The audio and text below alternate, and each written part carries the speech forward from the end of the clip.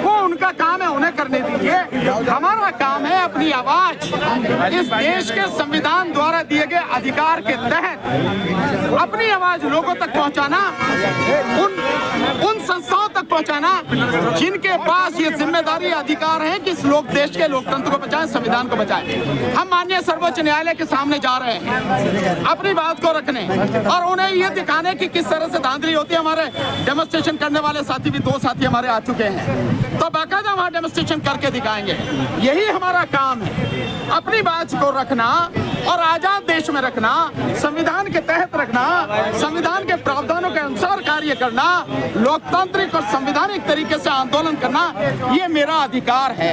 मैं उसी अधिकार का पालन कर रहा हूँ। हमारे सारे साथी आप देख रहे हैं, सारे एडवोकेट जो आए हैं ये इसी अधिकार के तहत आ रहे हैं। जो हमारा काम है हम कर रहे हैं। सर, एक सवाल है कि आप लोग वरिष्ठ वकील होकर के लगातार ईवीएम के खिलाफ प्रदर्शन कर रहे हैं, जंतर मंतर पर भी किया, लेकिन विपक्ष सर हमेशा चुप रहता है इस मामले पर, तो फिर आखिर ऐसा क्यों हो रहा है? देखिए, ये उनका काम। ये सवाल आप मेरे से क्यों पूछ रहे हो भाई? विपक्ष का सवाल विपक्ष से पूछो कि क्यों घर में बैठा है भाई, क्यों वो नहीं आता प्रोटेस्ट में, लेकिन उसका सवाल मेरे से पूछ रहे हो आप। पर मैं इसका जवाब देता हूँ। देखिए, हमारा काम जनता की आवाज उठाना, बंद हो जाएगा, इसलिए हम जनता की आवाज उठा रहे हैं। नेता का अक्सर जो होता है, राजनेता, वो चाहे पक्ष में हो या विपक्ष में, उसका बहुत कुछ बिगड़ता नहीं है। हमेशा जो बिगड़ता है वो पब्लिक का बिगड़ता है। हमेशा तबाही होती है, पब्लिक की होती है। बर्बाद होती है तो पब्लिक होती है। महंगाई की मार पड़ती है तो पब्लिक पर पड़ती है। शिक्षा छीनी जाती है तो पब्लिक की छीनी जाती है।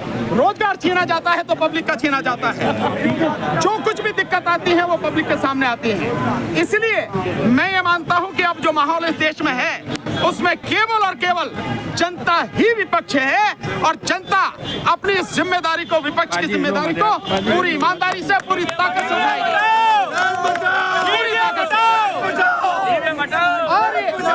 और ये जो विपक्ष है, और ये जो विपक्ष है, मैं सलाह देता हूँ, मैं आगाह करता हूँ विपक्ष को, समय रहते इस आंदोलन में अपनी भागीदारी निभाए, अपनी जिम्मेदारी निभाए। अन्यथा ये जो जनता है, ये जनता अपनी जिम्मेदारी निभाएगी, और ये सब कुछ जानती है, किसी को भूलना नहीं चाहिए साथियों। तो ये लड़ाई जनता की लड़ाई है, और जनता पूरी ईमानदारी से इस लड़ाई को लड़ेगी। और इस बार ये चुनाव जो 2024 का होगा वो केवल और केवल बैलेट पेपर से होगा, ईवीएम से चुनाव नहीं होगा, किसी कीमत पर नहीं होगा। आप एक बात तो समझ ही सकते हैं, एक बात तो समझ सकते हैं कि जो इलेक्शन कमीशन है वो कितना घुटनों पर आ गया। इलेक्शन कमीशन जगह जगह जाके, मोहल्ले मोहल्ले जाके वीवीपैट लेके और दिखा रहा कि नहीं देखो हमारी मशीन सही है। अबे वहाँ क्या दिखा रहा, जहाँ हमने मांगी हमें क्यों नहीं दिखाई? हमें दिखाता, जब बताते तेरी औकात क्या और कहाँ गड़बड़ी है। और ये हम सब बताएंगे 24 तारीख को, उसका षड्यंत्र क्या है हम बताएंगे। क्या जनता आपके साथ जुड़ रही है?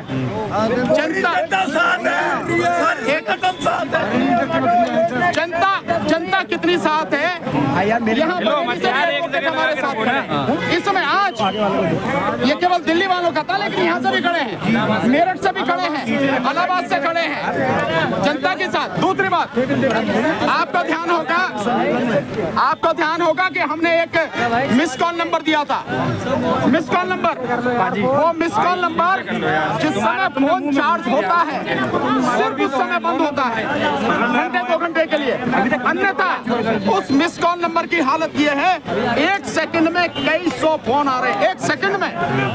इतनी बुरी स्थिति, मतलब उसमें लोगों का इतना ओवरवेलमिंग सपोर्ट आपकी कल्पना से बाहर है। और मैं इसीलिए दावे के साथ कह रहा हूँ, ये जो आंदोलन है ये शहरों तक नहीं, ये इस देश के गांव-गांव तक अपनी पकड़ बना चुका है।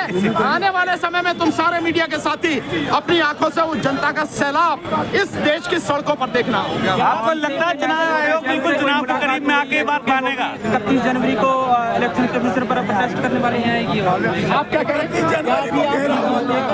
हम बाकायदा डेमोन्स्ट्रेशन करने के लिए सुप्रीम कोर्ट पर पर जाकर हम डेमोन्स्ट्रेशन देंगे। हम मशीनें हमने मंगा ली है। देखिए वो साथी हमारे, आप देखिए साथी हमारे अतुल पटेल जी जो गुजरात से है, वो आगे जिनके विषय में मैंने अभी बताया था कि ये साथी अपनी जान हथेली पर रखकर हमारे साथ ये है। अतुल पटेल हैं, पवन भाई हैं और साथ में राहुल चिमन भाई मेहता, ये सारे लोग इन्होंने 2019 से हमारे साथ में है, ये आ चुके हैं और ये लोग मशीन लेके आए। हम जाके सुप्रीम कोर्ट के सामने डेमोन्स्ट्रेशन दिखाएंगे। एक सवाल ये है कि क्या आप जो ईवीएम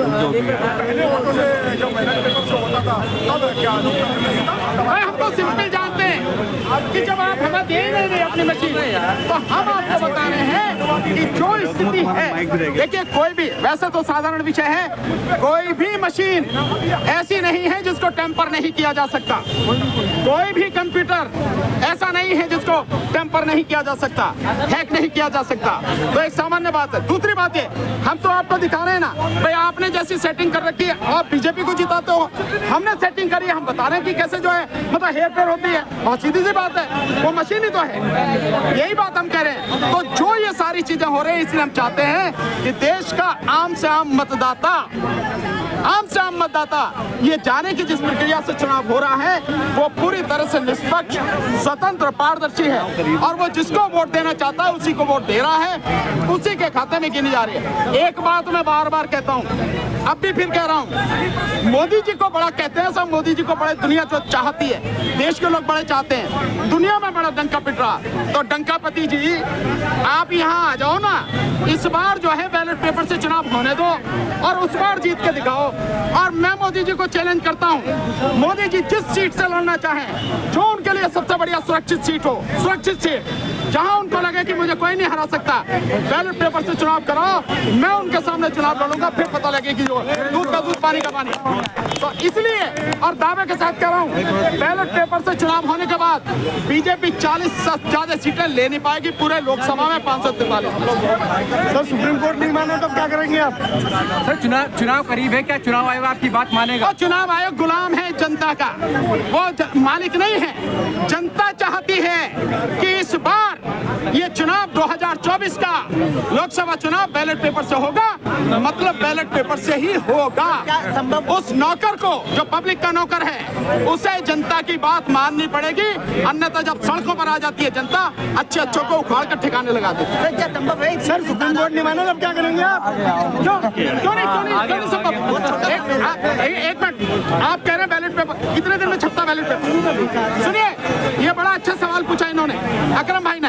ये कह रहे हैं कि इतने छोटे समय में बैलेट पेपर से चुनाव कराना क्या संभव है? बिल्कुल संभव। कैसे? बैलेट पेपर कब छपता है? जब नॉमिनेशन विड्रॉल यानी नाम वापसी की तारीख होती है आखिरी, उसी दिन फाइनल लिस्ट होती है कि ये कैंडिडेट है, इनका ये चुनाव चिन्ह है, ये सीरियल नंबर है। उस दिन के बाद बैलेट पेपर छपने जाता है और 2 दिन पहले सब कुछ कंप्लीट हो चुका होता है, 2-3 दिन पहले, यानी 10 दिन, मात्र 10 दिन बैलेट पेपर को छपने के लिए चाहिए, मात्र 10 दिन। तो कहाँ, अभी तो बहुत दिन है, अभी तो चुनाव की घोषणा भी नहीं हुई। सब कुछ हो सकता है, ये सारे बहाने हैं इस रास्ते को बंद करने के, ये चोरी को बरकरार रखने के बहाने हैं जो इस बार इस देश की जनता होने नहीं देगी। हम किसी सूरत में भी इस बार ईवीएम से चुनाव होने नहीं देंगे। चुनाव केवल और केवल बैलेट पेपर से। डिटेन करती है अगर पुलिस आपको तो क्या कहेंगे? यार उसका काम है, ये उसका काम। नहीं भाई, नहीं जाने देंगे। देखिए, हम कानून का पालन करने वाले लोग, अगर गैर कानूनी रूप से पुलिस हमें डिटेन करती है, गैर कानूनी रूप से, गैर संवैधानिक रूप से, हम कोई दिक्कत नहीं, हम बिल्कुल गिरफ्तार होने को तैयार हैं, डिटेन होने को तैयार हैं, हमें कोई फर्क नहीं पड़ता। लेकिन हम किसी भी हालत में पुलिस वालों से क्या झगड़ना? ये तो सरकार के आदेश का पालन करने वाले लोग हैं। भाई कल हम सरकार में होंगे तो हमारा आदेश का पालन करेंगे, किसी भी, इनसे कुछ बात नहीं, ये नहीं जाने देंगे, डिटेन करेंगे, कोई बात नहीं, लेके चलो भैया। पहले भी इन्होंने पता क्या काम किया, पहले जब जो डिटेन करके लेके गए थे तो थाने लेके मध्य मार्ग, वहाँ इन्होंने गरम चाय पिलाई और उसके बाद 2 घंटे बाद छोड़ दिया। क्या आज भी चाय पिलाएंगे आपको? हमें क्या पता, हमें क्या पता। चलो ठीक है।